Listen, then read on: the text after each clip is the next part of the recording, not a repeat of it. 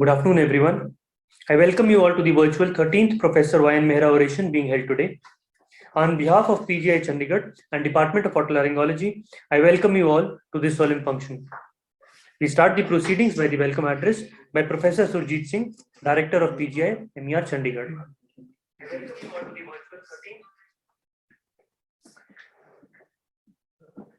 Good afternoon. Dear friends, today we have assembled here for the 13th Professor Y.N. Mehra oration, which is being held virtually. We are grateful to the orator for the day, Professor Arun Mitra, an alumnus of this institute, who has very kindly accepted our invitation. Professor Y.N. Mehra was the founder of the Department of Otolaryngology at PGI. He rose to become the dean of this institute and served the specialty of otolaryngology in the country for more than 4 decades. He was later honored with the title of Emeritus Professor in the Department of ENT at PGI. Professor Mehra had joined the institute in the year 1962. He was an inspiring figure and a great motivator for his students. His students revered him for his humane nature and his clinical and surgical skills. It is no wonder that many of his students are occupying high academic positions both within the country as well as overseas. Till date, we have had 11 Dr. Y.N. Mehra orations ever since 2008, when this oration was founded. And many stalwarts, including several of our alumni, have delivered this prestigious oration. The 12th Dr. Y.N. Mehra oration was delivered last year by again one of our alumni, Professor J.M. Hans. We now welcome the orator for the day, Professor Arun Mitra, who would be delivering the 13th Professor Y.N. Mehra oration this afternoon. Thank you very much. Thank you, sir. Now we have Professor Naresh Panda. Sir is the professor and head of Department of Otolaryngology. Professor Naresh Panda has had a close association with Professor Mehra. May I please request him to talk about his memories of working with Professor Mehra? Director PGI, Professor Surjit Singh, Dean PGI, Professor J.D. Puri, the dignitaries present off and on present here, the former professors, former directors, and alumni of our department, ladies and gentlemen. Actually, we had entrusted this responsibility of speaking about Professor Mehra to another of his students who has retired as professor and head of Department of ENT at Srinagar Medical College, but because of certain unusual circumstances, he has not been able to log in. And it is my privilege to talk about my teacher, whom I knew from the year 1984 when I joined the department as a junior resident. He was a towering personality at that time, leading the department, and I was a tiny toddler in the specialty.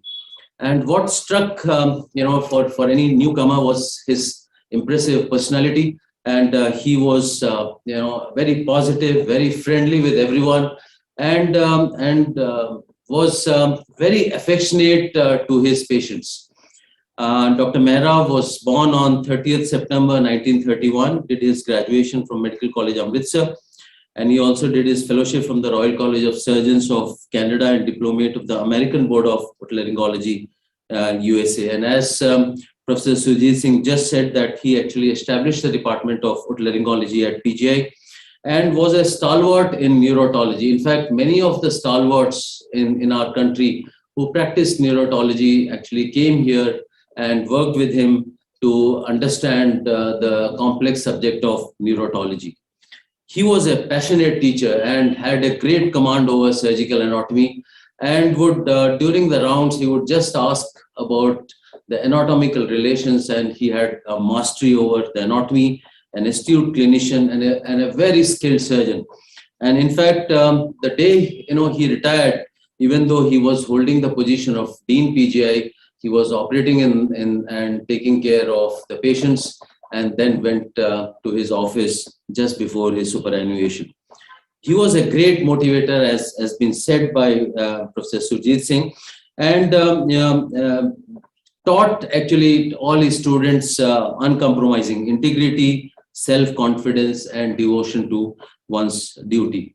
Sir, we cherish our fond memories of training with him, and I'm sure all the other students would echo the same sentiments as I have just said. So with these words, I would welcome all of you. Thank you very much.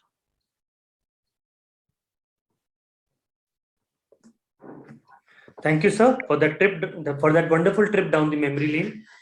May I now please request Professor Satyavati Mahindru to introduce the orator, Professor Arun K. Mitra.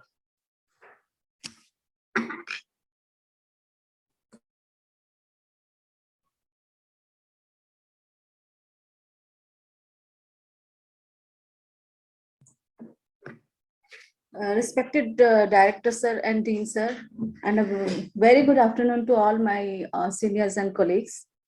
Thank you for giving me this task of introducing Professor Arun Mitra. Dr. Arun Mitra is an ear, nose, throat surgeon working as a senior consultant surgeon in the city of Ludhiana.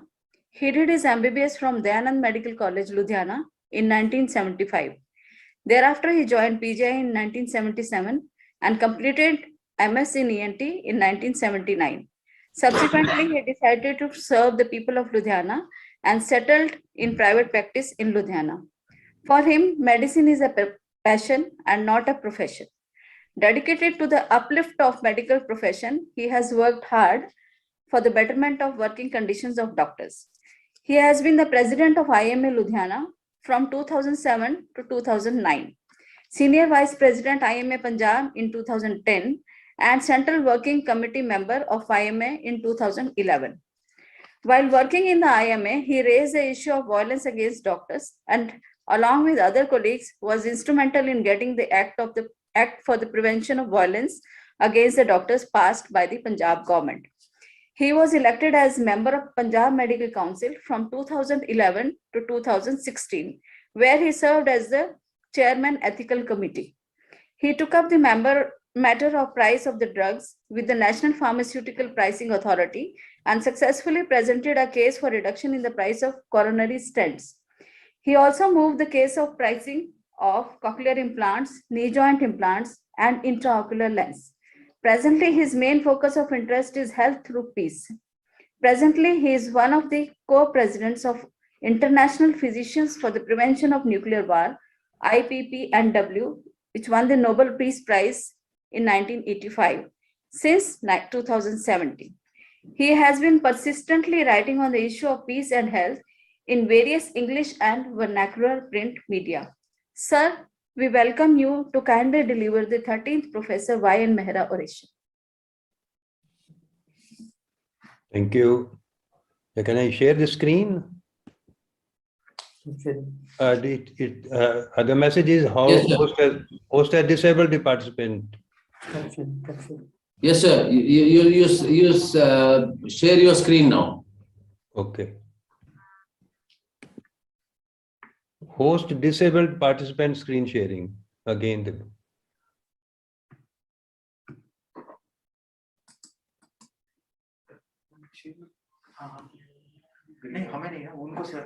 You have to make this public, screen sharing public.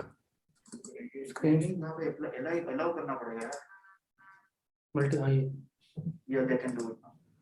So please try again, sir. Yes, now it is okay.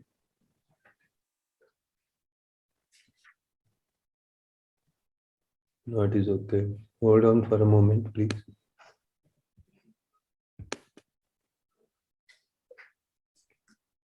Here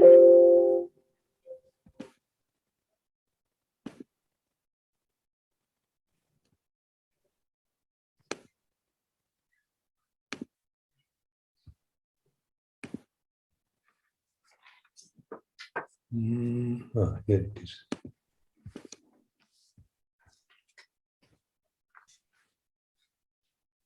Yeah, we can see your screen, sir. All right. Professor Surjit Singh, Director PGI, Dean PGI, and Dr. Naresh Panda, Head of the Department of ENT PGI Chandigarh, other members of the faculty from PGI ENT Department, my dear colleagues and friends. Today, when we are meeting virtually, at the moment when we are still passing through the grave pandemic of COVID-19, many colleagues of ours, they have sacrificed their lives during this period. At the outset, I bow my head to all those colleagues who kept on working and laid down their lives for the service to humanity.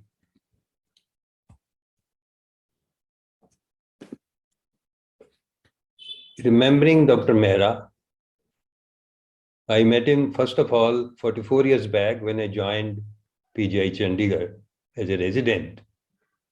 A young boy entering PGI with great pride, and then on the first round, I was so much upset, so much tremoring that what will happen in the round.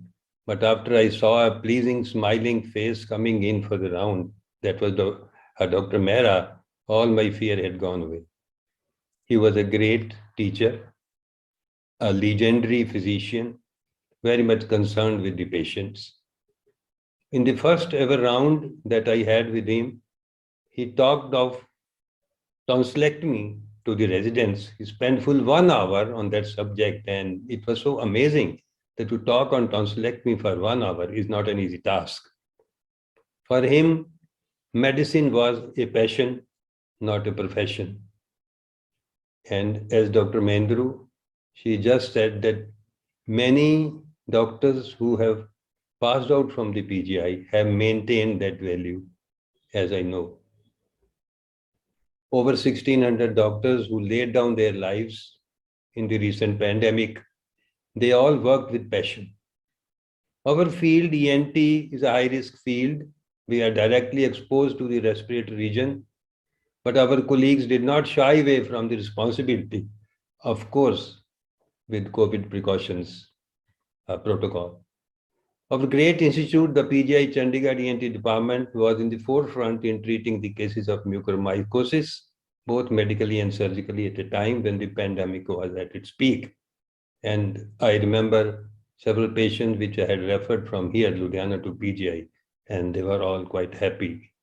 At that time, when there was so much fear among the patients, as well as the medical community also was under stress, but our department was high at the work.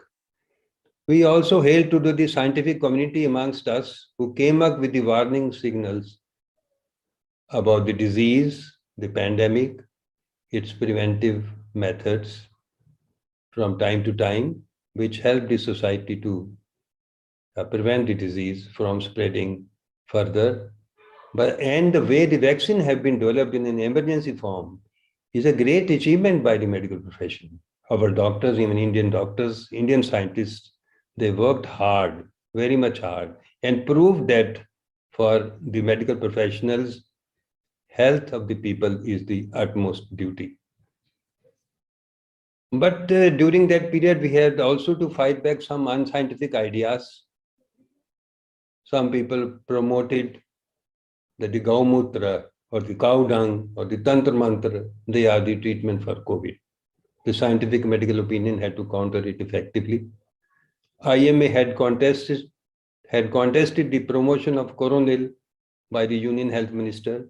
It also contested Ramdev's statement that the people died despite the doctors and despite oxygen and due to vaccines. Doctors played a glorious role during those odds, and that role was well recognized by the society. But here and there were some incidents where the health professional had to face the problems. There was a complaint in Delhi when a couple, both of them on the COVID duty, young doctors, they complained that the society people that they were living in, they were not happy with them, and many of them were saying that you leave the society because of fear that they will spread the COVID to them. Same thing was happened with the nursing staff also. This is not fair. The health workers engage in difficult tasks, need appreciation and encouragement. Doctors have not shied away, even despite that we are faced with violence many times. Some unscrupulous mobs, many times with the support of so-called local leaders who instigate the violence for extracting money. It happens. Many times I've seen the young doctors who are on duty in the wards and who are taking care of the patients. They are working tirelessly day and night in the hospital without food or break. We remember our residency days have to face such violent attacks. A very glaring example was the attack on the young doctor in Kolkata a few months back. There are laws to deal with such situations. Violence under any circumstances cannot be excused, and emotions cannot be allowed to turn into violent behavior. Several times media too has painted the doctors in bad light and that helped the violent mobs further. Patients have their rights. The National Human Rights Commission of India has come out with a 17-point charter of rights for the patients. But it has also specified duties for the patients, mainly that the hospital staff should be viewed as professionals and with respect. Whatever the grievances may be, the patients cannot resort to violence in any form or damage or destroy the property of the hospital or the service provider. A national level law against violence on doctors can be strong deterrent, and information about this has to be percolated down to the citizens through media. The state must take care of the doctors. There are incidents when the doctors have been charged and made scapegoats for negligence by the authorities. It is the duty of the state to protect the doctors under these circumstances. Such things affect the morale of the doctors. Recently, we have seen in Ahmednagar a young lady doctor who is doing MD and is so young. She is the medical officer there. She has been charged with negligence for no fault of hers. Similarly, we have seen the case of Dr. Kafil. There are so many such cases which come to our knowledge from time to time. Doctors have many times to face dilemma in treating the patients, but as our medical, ethical, professional, and moral duty is, we have to treat the patient. I remember during the militancy days in Punjab, about 40 years back, the patients come to us and we knew that the patient has been brought by some militant group, but we had to treat them. It was our duty. But later on, the security forces would take it the other way. So the doctors are under double pressure under such situations. And this is a global phenomenon. Dr. Denis Mukwege, who has worked very hard to help the survivors of the sexual violence in Democratic Republic of Congo, he had to face deadly assault, but he narrowly escaped, and still he is continuing his work, and he was awarded Nobel Peace Prize 3 years back for his work. Doctors are also concerned over violence in the society because we have to treat the patients when they are brought to us after violent injuries. The violence may cause physical injury, death, mental stress. Women and children and the elderly are the worst victims. A study was carried out by the Kenyan doctors in 2006.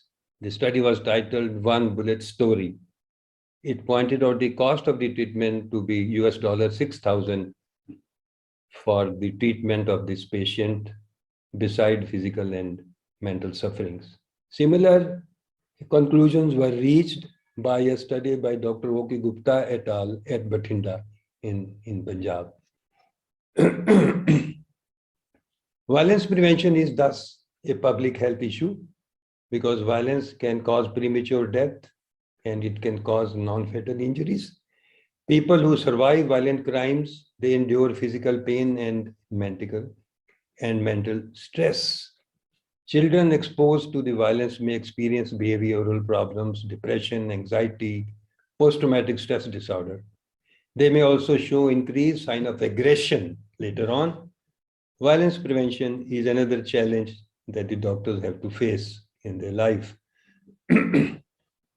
Our health statistics is a cause of worry. Infant mortality rate in our country is 29. We are a huge country and a booming economy. As compared to us, Sri Lanka has infant mortality of over only 7. Similarly, maternal mortality in our country is 113 compared to Sri Lanka, which has 36. And our target is to reduce it to 70 as soon as possible. In the year 2000, reported cases of tuberculosis were 24 lakhs with 79,000 deaths as per the statistics by the government of India. This is a big number, people dying of tuberculosis in the present day. We lose children to dengue fever, encephalitis, diarrhea, malaria. Non-communicable diseases are also playing havoc in our country. Nearly 30% of Indians have hypertension.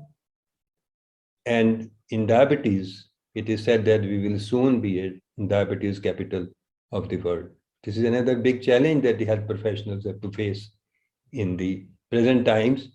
And if we have to fulfill our commitment to give care to the people, then it is important that the health should be declared as a fundamental right. The WHO has said the enjoyment of highest attainable standard of health is one of the fundamental rights of every human being, without distinction of race, religion, political beliefs, or economic or social conditions. Health has to be therefore a fundamental right. The fundamental right means it is justiciable. It means that if one is aggrieved that he is not or she is not getting proper care, then they can approach the court of law for the violation. Health is a basic human right as well. Equity in healthcare is an important factor for the progress of the society. Therefore, we have to ensure that all our people, they have access to safe drinking water, sanitation, nutritious foods, adequate housing, education, safe working conditions, because they all are the basic human rights and they are directly connected with the health of the people. No one should get sick and die just because they are poor. This is not acceptable. Even though the Constitution does not guarantee fundamental right of the health, but there are certain directive principles which help us in getting relief. Like there are reliefs in the directive principles for the health of the workers. There is relief for maternity benefits, and there is also relief for improving the standards of living and to improve the public health in the directive principles of our Constitution. Article 21, which guarantees the right to life, can also be taken for the right to health as well. The Alma Ata Declaration was signed in 1978 by the international community. India too is a signatory to this. And this declaration that was signed there, it affirms that health, which is a state of complete physical, mental, and social well-being, and not merely the absence of disease or infirmity, is a fundamental right, and that the attainment of highest possible level of health is an important worldwide social goal whose realization requires the action of many other social and economic sectors in addition to the health sectors. Poverty and right to health is another issue because poverty alleviation is an essential thing for good health. Poverty leads to poor health, and poor health is again a cause of poverty. So these are interrelated, they have to be sorted out. Our country is facing the challenge of nutrition. In the recently announced a global hunger index, ironically, we stand at 102 position out of 116.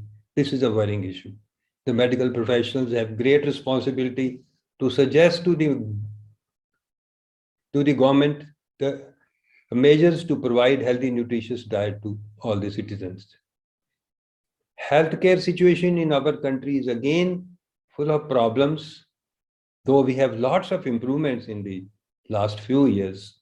But the problem was that 75% of the healthcare expenditure the patient has to bear from of his or her own pocket. The National Health Policy Document 2017 and a recently published document by the Niti Aayog admits that every year 6.3 crore people of India are pushed towards poverty due to out-of-pocket expenditure. The total doctor population ratio in our country is 1 doctor for 1,445 people. And the doctor population of the government doctors is 1 doctor for 11,926 people, as against the desired of 1 doctor for 1,000 people. This anomaly has to be sorted out. The health system has been changing. After 1947, when we got freedom, the first health policy was introduced in 1983, which emphasized on the promotive, preventive, curative, and rehabilitative services that form the basis of our healthcare system, the primary health centers and all such things. They were developed vigorously after that. But the change occurred when the health policy 2002 came. There was a shift in opening of the health sector to the private investment. So the spirit of the principles of primary healthcare was compromised, and the state started shirking away from its responsibility for the public health sector. This resulted in the setback to the equitable distribution of health to our people. National Health Policy 2017, this gave further push to the private investment, and it became now more of an insurance-based health sector that is being promoted lately. Our GDP expenditure on health is also very low. WHO recommends that the GDP expenditure on health should be 5% as a minimum, but our country is spending only 1.1%. In the present scenario, investment in health insurance has increased. As I said, the National Health Budget Mission was decreased by 10%. ICDS budget also decreased. And in the last budget, the nutrition budget was reduced from 3,700 crores to 2,700 crores. That means a reduction of 1,000 crore. A comparative data on the per capita health expenditure, if you see, our country spends rupees 5,400 per capita on health. Out of that, the public health expenditure is only 1,657. In contrast, the countries with a similar economy as we have, Sri Lanka is spending over 11,000, China over 21,000, Brazil 63,000, Russia 64, and Cuba 74,000 rupees per capita health expenditure. So we have to increase this to a substantial level. Insurance-based health sector is costly. We have good healthcare system, the ESI, the CGHS or the ECHS, which cover both outdoor and the indoor care. But these schemes like the Rashtriya Swasthya Bima Yojana, Aam Aadmi Bima Yojana, Jan Shri Bima Yojana, etc., they only provide partial health insurance. The Ayushman Bharat facilities provides health insurance up to 5 lakh, but it should be made available for the OPD care, and it should be made available to all citizens. Health insurance premium for the senior citizens is so high that by the time we reach the age of 60 or 70 or so, we become non-earning members, and at that time to pay insurance premiums to the private companies or even the government company is so high, is not possible, that particularly at a time when the vulnerability to be taken is more. We need a rational drug policy.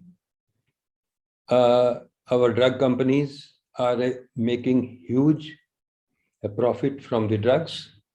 The government had appointed a committee on the high trade margins in the sale of drugs. This was formed in 2014, and it submitted its report on 9 December 2015. It had recommended a certain margin of profit which should be allowed to the retailer, a certain margin of profit to be allowed to the manufacturer and others. And the report still is not been implemented. We have taken up this matter with the National Pharmaceutical Pricing Authority time and again, but till date, their report has not been implemented. And that is why 67% of the out-of-pocket expenditure on health is on the purchase of drugs. These are serious issues. We are also faced with another issue, is that in our healthcare system, we find so many unqualified practitioners who have little knowledge about the medical science, but they are practicing. This has to be checked. The mixing of the systems should not be allowed. Our modern medicine and other Ayush systems, they are entirely different systems. They should not be mixed. They have to be separated. Of course, if the government wants to develop all the system, it's fine with them. The doctors have to be provided with proper infrastructure to perform to their best. They must be protected from the odds that can affect their morale and working. COVID-19 pandemic has once again proved that healthcare work is a serious occupational hazard. Healthcare workers should be protected duly by the state for this. Health should be declared a fundamental right without any discrimination based on caste, creed, gender, or religion, or socioeconomic status. The public health expenditure should be raised from the present 1.1% to 5% of the GDP. Government should effectively own the responsibility to ensure affordable and accessible quality healthcare to all the citizens. A national level law on the violence against doctors should be enacted and put into practice effectively. It is important to strengthen doctor-patient relationship through mutual dialogue and confidence building and use of media. Doctors should practice ethics as propounded by the Medical Council of India, now the National Medical Commission. Doctors have done wonders and have earned worldwide applaud. Our profession, I think, is one of the professions that we talk about the prevention of the disease. It is so important because the first thing the patient asks us is, what will happen to me after I am cured? Will the disease come back again? And how can he prevent it? And we always advise him or her on that. So this, our profession is based mainly of the prevention of disease, that the disease should not occur. But of course, disease will come and we have to treat them. But it is a great profession, and I am proud to be a doctor. This is a passion which I learned from Dr. Y.N. Mehra way back in 1977, from his very first round until that, it sticks to the mind. So the doctors have done so much work in the society. Doctors Without Borders is providing selfless services globally, and IPPNW has earned Nobel Peace Prize for its relentless work for the global peace. We shall continue to work for a better society, for a better health of our country, for better health of our people, and for better working a condition of our doctors.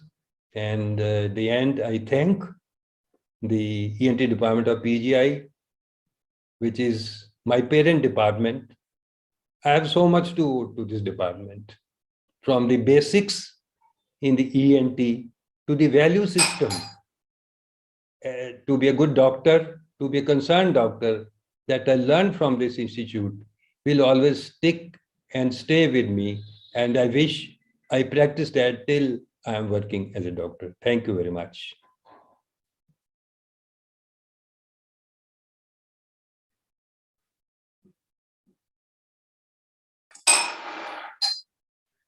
Thank you very much, dear sir, for a wonderful talk on the challenging being faced by the doctors in their day-to-day life. And also, it is good to know that there are stalwarts like you who are talking and working tirelessly towards the ultimate goal of universal healthcare for all. It's a heartening feeling, sir. May I now please request Professor G.D. Puri, Dean PGI Chandigarh, to kindly do the honors of displaying the scroll and memento to be sent to the orator. Over to you, sir.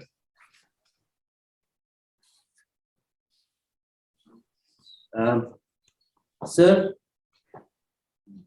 this is the scroll which reads 13th Professor Wayan Mehra oration entitled Challenges Before Doctors in the Present Health Scenario, delivered by Professor Arun Mitra, Ludhiana, on Saturday, 20th November 2021.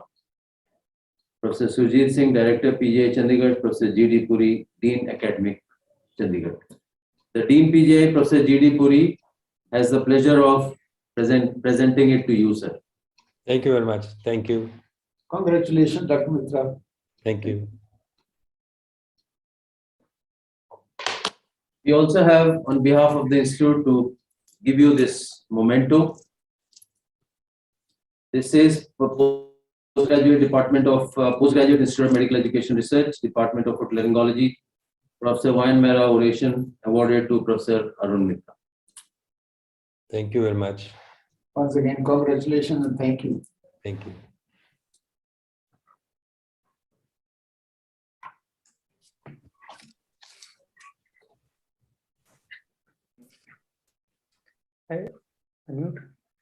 I would now request Professor Naresh Panda, Head of Department of Otolaryngology, to present the vote of thanks.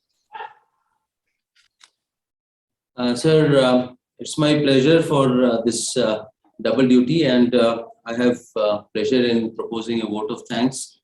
Professor Surjit Singh, Director, PGI; Professor G.D. Puri, Dean Academic, PGI Chandigarh; Mrs. Usha Mehra and members of the family, former directors, former professors, alumni of the department, respected seniors, teachers, Professor S.C. Pandhi, faculty, colleagues in PGI, and dear friends. On behalf of the Institute, I would like to thank the orator for this afternoon, Professor Arun Mitra. Sir, you readily accepted our invitation to deliver the oration virtually this year, and thank you very much for the same. We have just now listened to your contribution and crusade for the welfare of the doctors, and actually it speaks volumes about your efforts in that direction.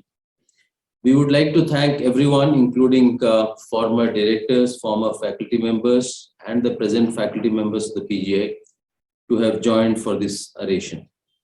My sincere thanks to all my faculty of the department and the residents for working out the logistics for this virtual oration. Sincere gratitude to Mrs. Mehra Madam for her constant blessings and help to the department from time to time. After this oration, we have actually organized a webinar on videos in otolaryngology surgery, which would be presented by many of the stalwarts who are our alumni and also by the department faculty. We have received around 31 videos which will be presented from 3:30 onwards. So thank you everyone for attending this oration, and thank you everyone. Sir, thank you, Arun Mitra sir. Thank you. Thank you very much.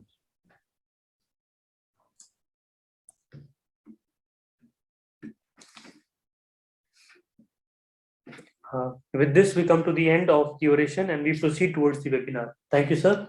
Thank you.